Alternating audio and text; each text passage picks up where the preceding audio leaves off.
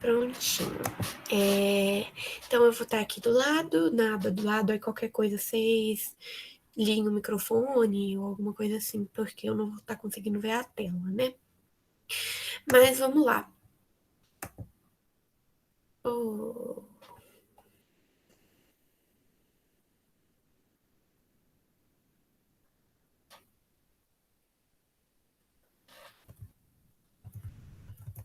Peguei no meio da apresentação, inteligente.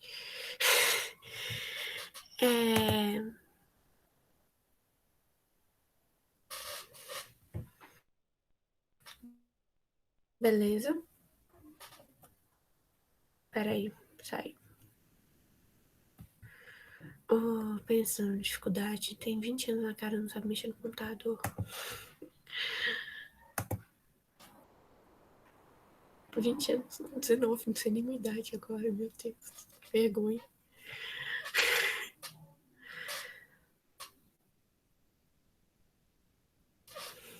Então, só revisando, na aula passada a gente falou do humanismo, que não é um movimento, que não é uma escola literária, é um movimento de transição apenas. E aí a gente falou bastante sobre ele, sobre o destaque dele, que é o Vicente, e fez algum do classicismo, né? Se o computador permitir, a gente vai falar sobre ele. Pronto, permitiu. Então vamos lá, classicismo. Não confunda com classismo. Quando eu escrevi a aula, estava fazendo o slide, eu escrevi classismo, só no final eu fui entender que eu estava errando. Mas é a diferença. Classismo é um preconceito por causa das diferenças de classe. Classicismo é uma escola literária, marcada principalmente pelos Camões, por Luiz Camões. Bom, sobre o planejamento da aula, a gente tem o contexto histórico, como sempre, as características, vai falar do Camões líricos e do Camões épico, que ele escreveu nesses dois gêneros literários. Sobre o contexto histórico, basicamente é as grandes navegações. É claro que eu acho que eu não vou adentrar muito no contexto histórico. Quando eu entro assim, falo de contexto histórico, eu acredito que vocês já saibam mais ou menos o que quer dizer grandes navegações e que eu não preciso assim explicar o que foi, questão de Portugal, Espanha, ficou invasão do Brasil, né? Mas eu gosto de destacar alguns pontos que influenciam a mentalidade da população na época e como isso influencia na literatura. Porque quando você entende o contexto histórico, você lê o texto, é mais fácil você entender por que o cara estava falando disso, né? Então, eu falo um pouco sobre o tema, né? Mas eu não entro assim de verdade com a propriedade no assunto, porque eu sei mais ou menos, mas não muito. Eu só destaco alguns pontos que eu acho importante para a gente entender a escola literária. O que eu quero dar destaque é das grandes navegações, que é o principal contexto da época, e a gente tem essa questão da expansão capitalista. Como assim? A gente tem que. Vocês provavelmente já estudaram ou já viram alguma vez na vida sobre a questão dos três tipos de capitalismo: aquele capitalismo que acontece nas grandes navegações, depois o industrial, que é aquele que acontece na Revolução Industrial da Inglaterra, e depois o capitalismo que é o de hoje, né? Que é aquele que tem as bolsas de valores. Aqui a gente tem meio que o surgimento do capitalismo, só que tem vários autores que questionam essa ideia. Mas vamos fingir que é aqui que surgiu o capitalismo, fingir. Porque na verdade não é que surgiu, mas é que solidificou, se tornou uma coisa mais certa. Então, tipo assim, a ideia que a gente tem de bolsa de valores, um capital mais volátil, por exemplo, não é uma coisa que surgiu a partir dos anos 2000, mas foi a partir dos anos 2000, não, 1990 por aí, foi quando se tornou mais concreto, tornou mais estruturado, mais comum, mais influente. A mesma coisa, o ideal capitalista já existia do comércio, desde a Idade Média, do Renascimento comercial, mas é que se tornou mais real, mais presente na vida de todas as pessoas. Passou de ser só de algum grupo de alguns países para ser da maior parte dos países, por exemplo. Com a expansão desse ideal capitalista, em substituição ao ideal da Idade Média, a gente tem vários questionamentos. Isso está até um pouco relacionado com o impacto do Renascimento, porque essa questão do antropocentrismo e teocentrismo também tem a ver, essa questão do questionamento.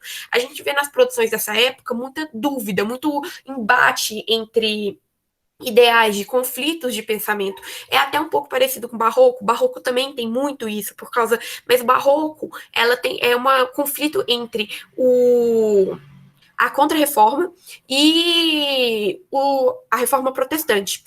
Tem esse embate de valores, as pessoas... Mas também tem um pouco do antropocentrismo. Tem esse embate de valores entre esses três ciclos, na verdade, só que nas grandes navegações já está tendo um questionamento, só que tem mais a ver com a questão do ideal capitalista, sobre a mudança de tipo de estilo de vida. Um exemplo que a gente vai ver é do Velho do Restelo, eu acho que é Restelo, que é do Luís Camões, que é um dos capítulos de Os Lusíadas, que fala sobre esse questionamento de será que vale a pena mesmo você se esforçar tanto para vender coisas, se abandonar sua terra para explorar só para ganhar lucro? Fala, entendeu? Ó, a conexão entre a história e a literatura. A questão dos mitos sobre as criaturas do mar criados pela Igreja Católica. A gente tem, por exemplo, em Camões também, o gigante Adamastor, que a gente vai ver, mas não é criado pela Igreja Católica. Aqui a gente tem sincretismo religioso, por causa que a gente tem uma valorização da antiguidade greco-romana, que também é um impacto do Renascimento, e aí a gente tem uma valorização e volta alguma parte da mitologia greco-romana. Só que aí começa a misturar a mitologia greco-romana com as crenças cristãs. Então fica uma mistureba. Então, tipo, no mesmo conto, no mesmo livro, como é Os Lusíadas, mistura, sei lá, o gigante Adamastor, que é uma da mitologia greco-romana, mistura com a figura de Deus único, monoteísta da figura católica, né? Mas a gente também tem essa questão que os mitos das criaturas do mar tem um pouco também na antiguidade greco-romana, mas a Igreja Católica colocava bastante peso nisso aqui e a população tinha bastante medo. Você tinha que pensar que os navegantes que saíam dos portos para ir em direção ao mar, eles estavam morrendo de medo, porque eles não sabiam o que eles iam encontrar. Eles não sabiam se eles poderiam encontrar um monstro. Hoje a gente dá risada, fala assim, nossa, que palhaçada. Mas não, naquela época realmente não tinha nada que poderia provar. Assim, por A mais B, tipo, a maior parte da população não sabia ler ainda, a maior parte da população não acreditava nisso que a gente dá tanta ênfase hoje, que é a ciência, de falar assim, não existe monstros que vão te atacar. Mas é muito difícil, vocês têm que imaginar o clima de medo, o quanto era aventureiro para essas pessoas falarem assim, não, eu vou me jogar num mar que provavelmente, que eu ouvi a minha vida inteira falando que tem monstros que vão devorar tudo que eu tenho e nunca mais vou voltar para casa. Tem que ter muita coragem, por isso que tem uma grande valorização dessa figura do aventureiro, do viajante, que está relacionado com a criação do Estado moderno. Eu acho que a gente já discutiu na outra aula sobre o quanto a literatura é importante para a criação de uma cultura nacional, principalmente no gênero épico, por causa que a gente tem criar um herói nacional para ser uma figura de exemplo, de orgulho para a população e fazer a população se sentir unida, para gerar a ideia de nação. E no caso do classicismo, foi o Vasco da Gama, que foi uma pessoa real, realmente existiu, só que é bastante idealizado pelo Camões na obra Os Lusíadas. E essa idealização dele é principalmente do gênero épico e é principalmente para criar essa ideia de nação, de união das pessoas, falar assim, qual é o nome da obra? Você vê até o próprio nome da obra, é Os Lusíadas. Os Lusíadas é, tipo, os portugueses. Então, tipo assim, Os Lusíadas, mas o nome é sobre os portugueses, mas conta a história de um português em específico. É porque tá falando sobre a importância desse português em específico para a história do país, né? Para a criação do ideal de país, entendeu? É tipo, por exemplo, Tiradentes. A gente aprende desde cedo que Tiradentes foi um herói e por isso como todo mundo vê que ele é um herói, fala assim, ele é um herói brasileiro. Tem até umas discussões se ele é um herói brasileiro ou um herói mineiro. Mas, tipo, vendo em âmbito nacional, ele é um herói brasileiro. E o fato dele ser um herói brasileiro contribui com essa criação, com a criação do ideal do que é ser brasileiro, da nação do Brasil. E isso tem a ver com a monarquia. por causa que a gente tinha necessidade de reis de criarem essa nação para unificar, porque a gente tem que o Estado no feudalismo, a gente tinha o poder centralizado, não era um poder centralizado, era descentralizado, então o conceito de nação era bastante amplo, a gente não tinha, tipo, o meu território desse rei vai até tal ponto, era muito complicado definir, mas aqui, na criação do Estado moderno, a gente começa a querer definir limites de território, porque território tem limites na definição da geografia, e começa a ter várias obras falando assim, rei, essa obra é para você. Os Lusíadas, por exemplo, sabe aquela parte de agradecimentos, dedicatório, para o rei de Portugal, fala assim, olha, você é incrível, paparicando, né? Você é incrível, você é perfeito, um rei perfeito, e essa obra é para você. Então, tudo tem que estar conectado aqui. Dos monstros do mar, gente, pensem o quanto deveria ser assustador para os navegantes saírem dessas viagens. Deveria ser uma loucura, eles morrendo de medo. Porque realmente, pelo gigante da Adamastor. Isso aqui é um monumento que tem em Portugal, que é uma homenagem a esses navegantes, né? Que foram super corajosos. E também, além dos monstros do mar, também poderiam ter tempestades, e as pessoas sabiam disso. Então, elas realmente tinham muito medo. Um pouco sobre as características dessa escola literária, mais uma vez, é uma escola literária, o humanismo não é uma escola literária. Uma das características é a retomada da cultura greco-romana. Como eu falei, isso é uma influência do Renascimento, já que no Renascimento a gente tinha a valorização da cultura greco-romana, por causa que o berço é na Itália, então já está pertinho, eles queriam fugir um pouco daquela ideia da igreja. Então, o que quer dizer essa valorização dessa cultura greco-romana? É basicamente essa questão da harmonia, do equilíbrio, da beleza, da perfeição da mitologia. Se eu lembrar assim, um pouco das obras do Renascimento, você já lembra dessas palavras aqui, harmonia, equilíbrio e perfeição e beleza. Por causa que as obras de Da Vinci, por exemplo, tinha que ter toda a proporção, tem aquele negócio que, tipo, o corpo deve ser tantas cabeças, deve ser o tamanho de tantas cabeças. Aquele negócio do homem vitruviano é basicamente uma forma de proporção, que é o homem perfeito em proporção, e essa proporção tem a ver com equilíbrio. E a gente tem essa retomada da cultura greco-romana também na questão da mitologia. A mitologia volta com toda a força, gente. Então, assim, nos textos você vai ver muita, muita referência à mitologia. Mas também vai ver muita referência à cultura cristã, né? A crença cristã. Então, questão de Deus, do monoteísmo, da Bíblia, essas coisas, tá muito forte. Então, é um sincretismo muito grande, como eu falei aqui. Temas universais, que discutir o amor, a injustiça, a saudade, é abordado de maneira mais ampla esses temas.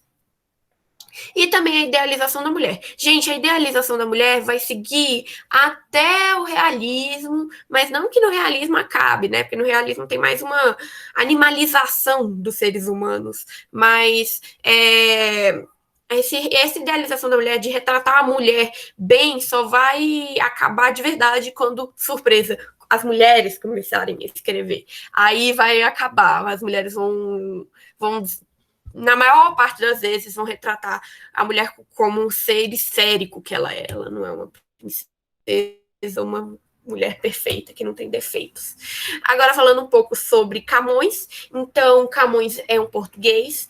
Ele é um homem que morreu pobre, eu já adianto. Ele morreu esquecido, não ganhou o reconhecimento que ele teve, que ele merecia. Mas depois da sua morte, as suas obras foram recuperadas e hoje ele é um dos maiores literatos mundiais, eu acredito, mas da literatura portuguesa, da literatura da língua portuguesa, definitivamente. Ele é muito importante, muito reconhecido. Bom, a primeira gênero literário que a gente vai estudar dele é o gênero lírico. Lembrando, os temas vão ser universais também, e a técnica vai ser a utilização de antíteses e paradoxos. Lembra que eu falei que esse é um período bastante marcado pelo conflito de ideais? Então, o antropocentrismo e o teocentrismo. Aqui, o surgimento dos ideais capitalistas, que surgem bastante questionamentos nas pessoas. Então, isso justifica ele utilizar tantas antíteses e paradoxos, né? As figuras de linguagem. E sobre os temas, lembra que eu falei retomada do greco-romano? Olha aqui o Platão aparecendo. Foi nessa época que começaram a descobrir os textos de Platão. Como eles começaram a ter mais interesse na cultura greco-romana, eles começaram a pesquisar mais a cultura greco-romana. E aí começam a descobrir que tinha um cara chamado Platão, que talvez um cara só ou mais, não sei, mas que escrevia textos e falava sobre essa teoria dele, que era do amor platônico. Mas ele também fala sobre saudade da amada, e isso por causa que ele sofreu um acidente, ele amava uma mulher e ela morreu de forma bastante trágica. Eu vou contar sobre isso. Desconcerto do Mundo, o que faz muito sentido, considerando que ele era um cara incrível, mas que morreu pobre e sem reconhecimento nenhum, e ele se dedicou muito para as produções literárias dele, e a inconstância das coisas, porque o mundo estava mudando muito rápido. Você pensar como os pais deles foram criados, mudou bastante para como ele foi criado. Agora imagina se ele tivesse no dia de hoje. As coisas mudam em semanas, né?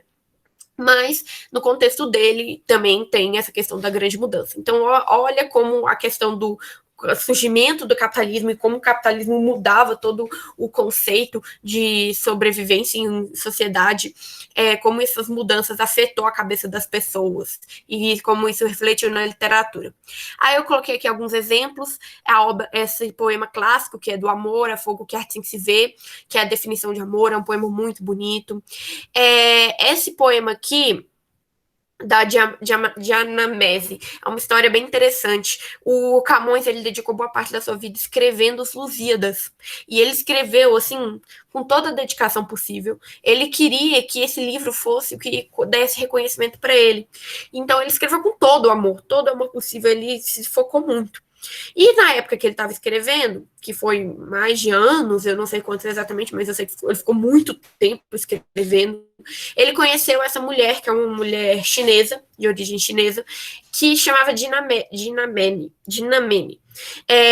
Dizem as lendas que eles estavam muito apaixonados, que ela era o amor da vida dele. Só que os dois estavam em um navio e esse navio naufragou. E ele estava lá, ele sabia nadar e tal, mas aí ele teve que tomar uma decisão.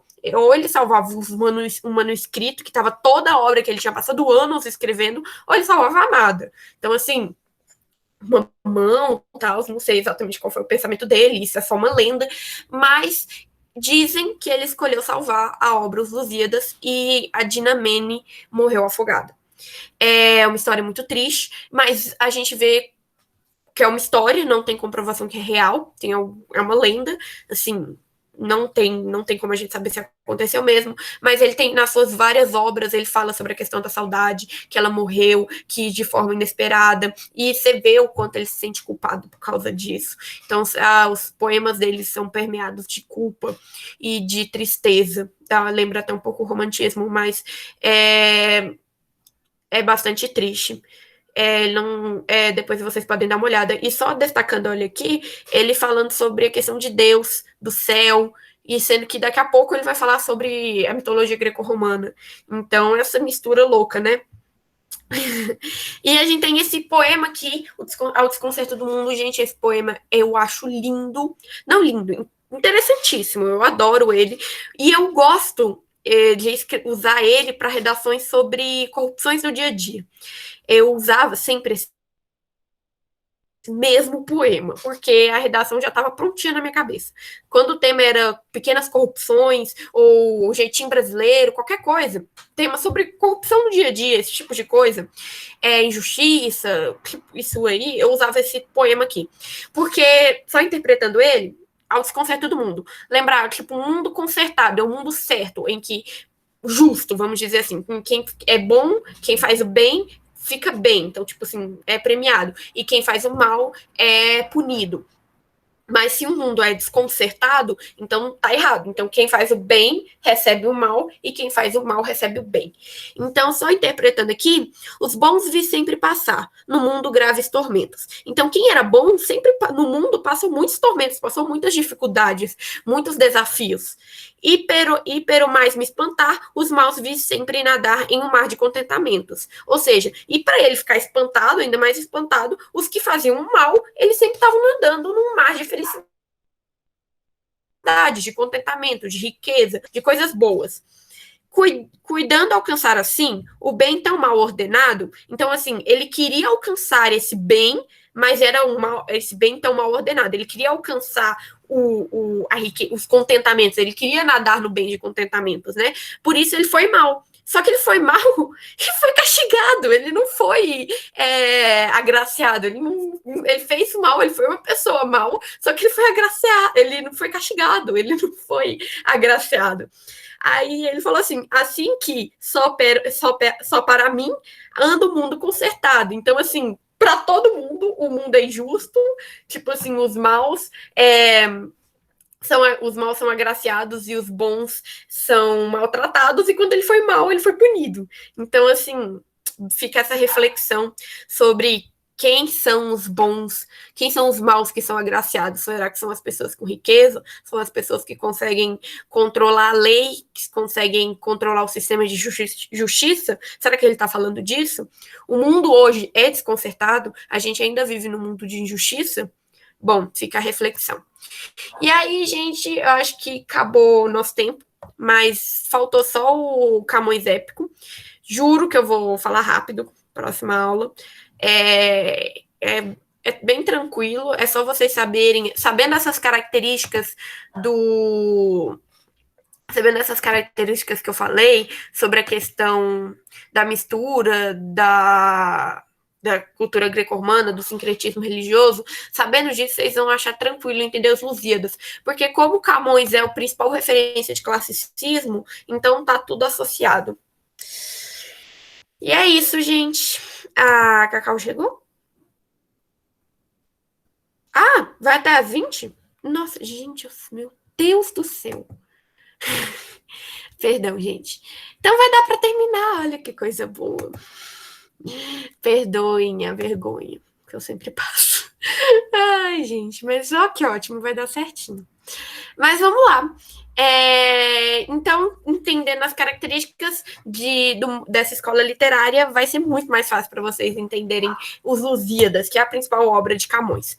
Então, vamos lá nessa obra chamada Os Lusíadas. Lembrando que os Lusíadas vêm de os portugueses. Então, quando você usa na redação, eu adoro usar na redação. Camões, por exemplo, de acordo com o poema Ao Desconcerto do Mundo, do autor lusitano Camões, Luís de Camões, meu Deus, eu me achava a rainha da língua portuguesa, usando lusitanos em vez de portugueses. Mas vamos lá, se o computador permitir novamente... começando com as características. Eu coloquei essas informações não porque vocês têm que decorar, mas é só para vocês terem ideia do quanto Camões se dedicou para escrever essa obra. O cara, ele colocou toda a alma dele aí. Sabe quando vocês têm uma coisa que vocês têm que fazer, que vocês colocam tudo que vocês têm, toda a força, uma redação, por exemplo, que vocês escrevem, você acaba o dia, você tá exausto, você tipo, colocou sua alma aí dentro. É basicamente o que o Camões fez com os Lusíadas. Ele escreveu 1.102 estrofes com 8 versos decassílabos, gerando um total de 10 cantos. Então, assim, cantos é meio que uma poesia inteira. Então, tipo assim, tem um canto que é do gigante Adamastor, tem um canto que é a do paraíso lá, o do velho do Restelo, por exemplo. Cada canto é meio que um capítulo, vamos dizer assim. Só que é tudo em poesia, gente. Então, é uma mistura do gênero lírico com épico, mas os Lusíadas é do gênero predominante gênero épico. Só o formato é em gênero lírico, mas é predominante gênero épico. Só que tem essa mistura. Desses 10 cantos, ele escreveu 1.000, juntando todas as estrofes desses cantos, deu 1.102 estrofes com 8 versos decassílabos. Lembra que eu falei que decassílabos é um trem usado na literatura para ajudar na questão sonora do poema?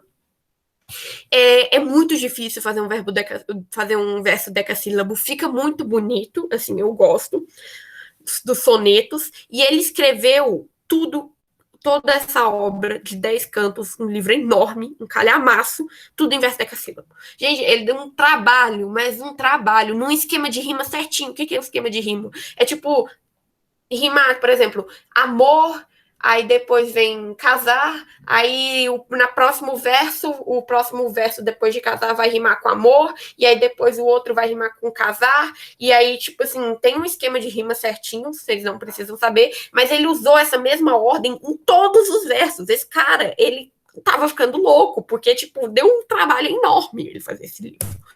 Trabalho Ela é enorme. Então a gente, assim, babaca da parte dele ter escolhido o livro e não a mulher? Sim. Porém, a gente entende. O cara foi. Era a obra da vida dele. Ele tinha depositado todas as esperanças de que um dia ele poderia ter renome, de que um dia ele poderia ser conhecido na literatura. E ele não foi. Ele morreu pobre. Ele morreu sem reconhecimento.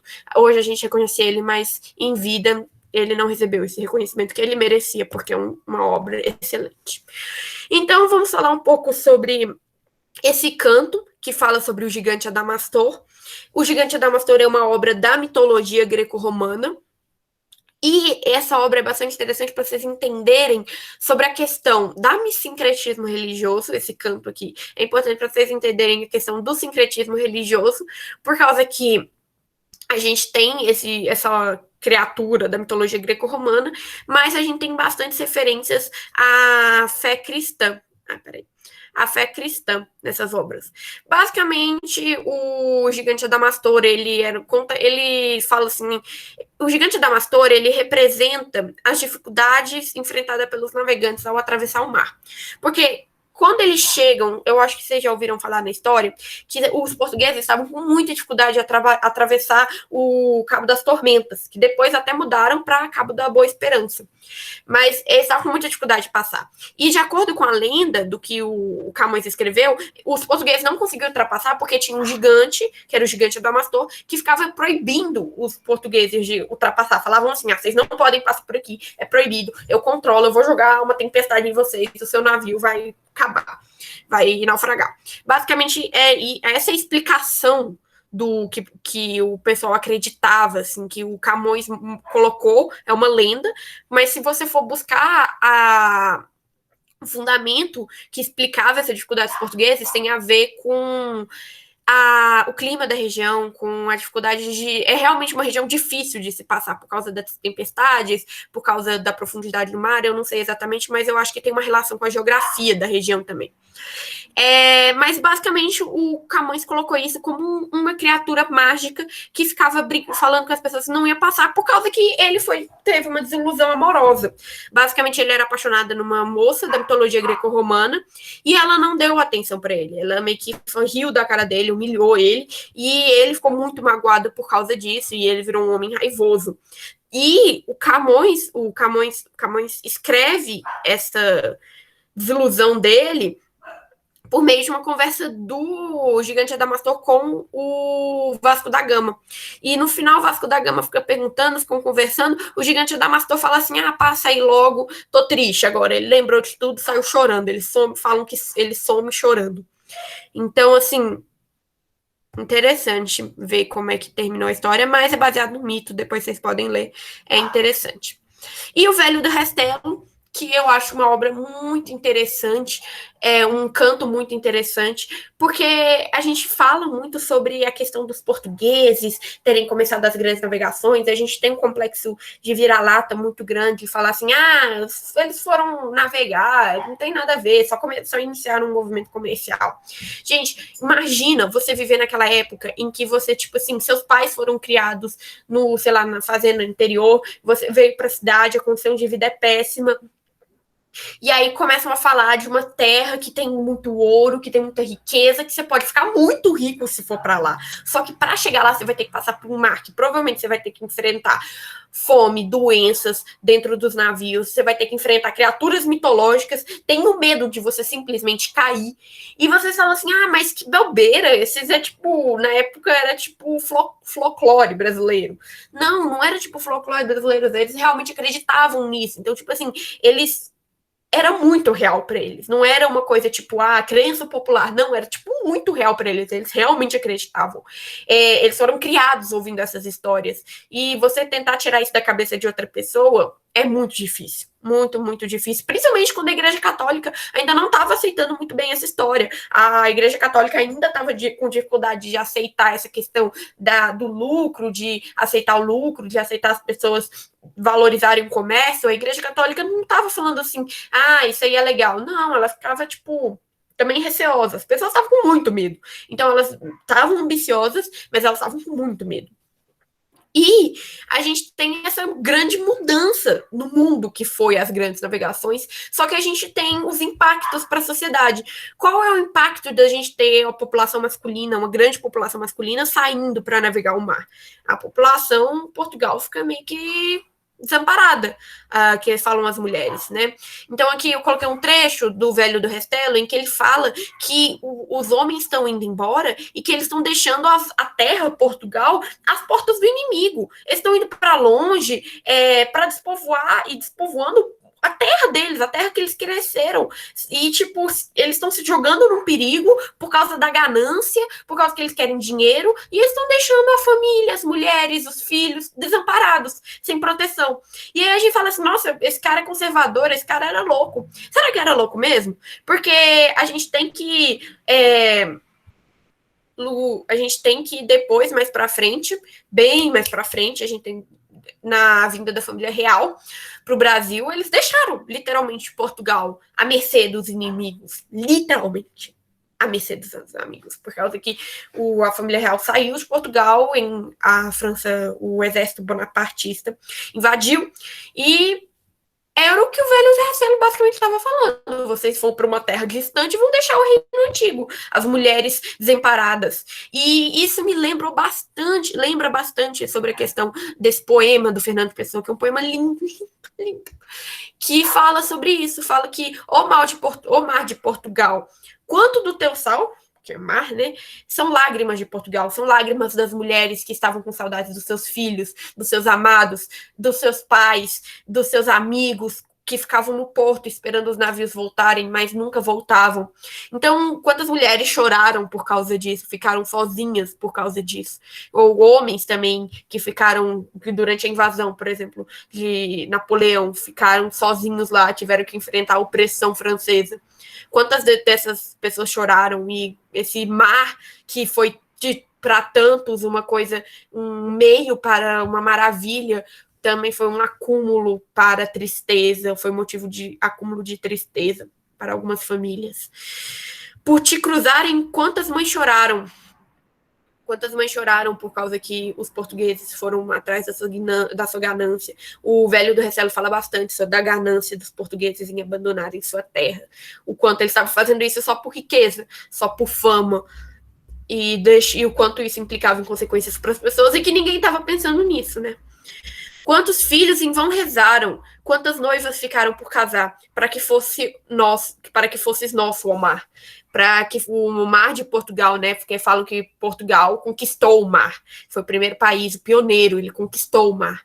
Então, se ele conquistou o mar seria dele. Isso é uma metáfora, meio que assim, brincando com as palavras.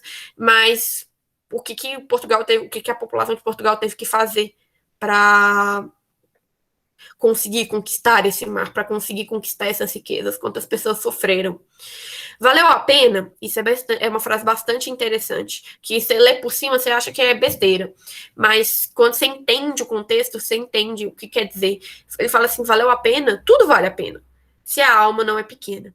Valeu a pena deixar todas essas mulheres sofrendo, valeu a pena deixar a população desamparada, tem impactos financeiros muito grandes, não tem um desenvolvimento social e econômico industrial grande, porque estavam focados no comércio marítimo. Valeu a pena tudo isso para ter as riquezas que Portugal teve acesso?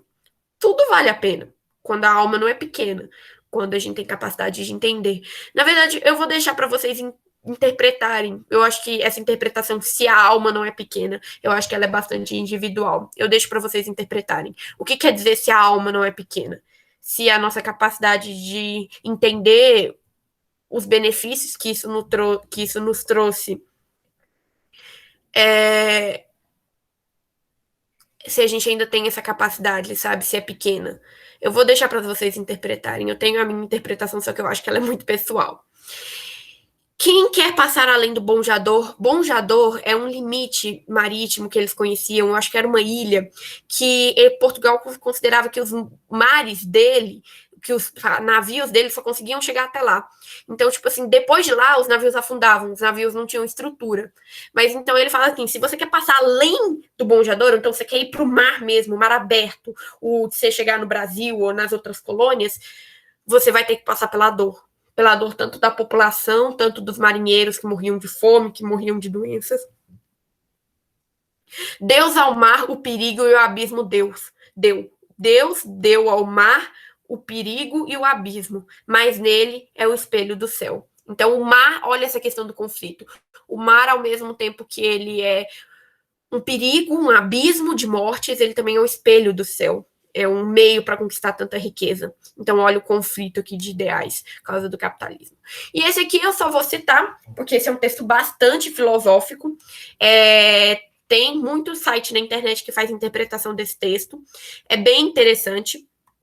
Recomendo se vocês tiverem tempo e se interessarem por essa questão, qual é o sentido da vida, esse tipo de pergunta, esse texto trata bastante. E é a mistura clara de mitologia grega com questão cristã, é uma bagunça, mas é bem interessante. E é isso, gente, acabamos bem no horário. Se vocês tiverem alguma dúvida, podem falar. Eu acho esse tema bem interessante. Vou parar de gravar aqui.